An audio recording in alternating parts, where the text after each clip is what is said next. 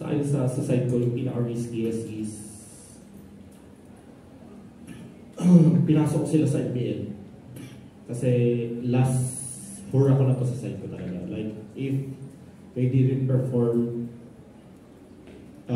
i-disband ko yung buong esports side ko talaga. So, parang being a normal father na lang talaga, tapos na last run na yun. Ito na yung last run namin and hindi ako pinigo ng mga bata ko. I mean, sa akin kasi like, eto pag alam nyo, okay? It's kind of private sa side ko. Kaya pag nakikita ko silang nananalo kasi parang last resort ko na sila eh. At this level of competition, parang wala na sa age ko sa akin, Sir NJ Siaway. So parang napapagod na din ako na paulit-ulit yung content, paulit-ulit yung ginagawa ko.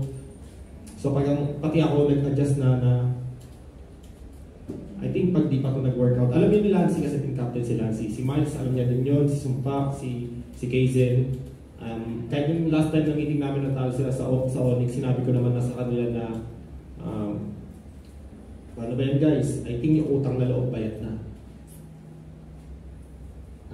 So, pag di tayo nag-perform on this season, yung last season normally yun eh, last season, pero nakita ko yung potential, so nag-stick pa ako. And then, yun, like I said, last hura na yun sa side ko, and ang tulong ko sa kanila kasi if you can see, Minana was on the last spot for a couple of season, 2 seasons, right? So I kind of understand the decision making of the organization itself. And kasi ako din nagpapatakbo din ako ng mga player. And Minana is like any other company. They need numbers, right? So sa side ko, sa akin kasi, hindi ako nag-run by numbers, nag-run ako by emotion. Ayoko nakikitang mawawala ng future ng mga bata. So, at yung release ko dito, hindi lang yung last, kaya yung last hura kasi budget-wise. So, ako nagpapasahod sa kalahati ng team. Sa MDL din, ako nagpapasahod, bootcamp, kuryente, lahat. Ayun, sa akin, kaya ako ginawa yung mga gig na hindi dapat i-go para sa nila. Kasi nung normally, nung media day, normally tatanggalin na i-layoff na 5. Right?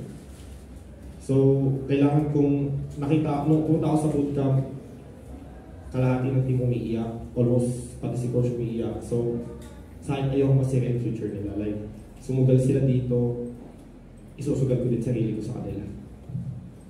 So, ayun yung sa akin. So, gusto ko maramdaman nila yung sensation pag nasa stage ka.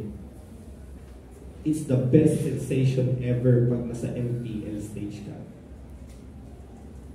Na-try ko na, gusto ko ma-try din nila.